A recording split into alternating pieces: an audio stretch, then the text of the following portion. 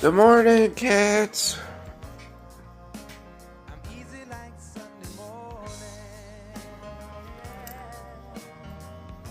Richard slept on my legs for the last few hours of the night.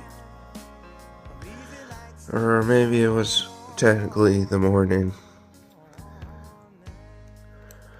I can't volunteer in about 45 minutes. The cats are back at the pet food store. I'll post pictures of the cats when I get home. Maybe not right when I get home, but sometime this afternoon.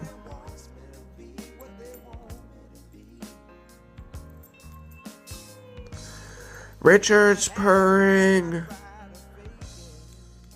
Thank you for watching.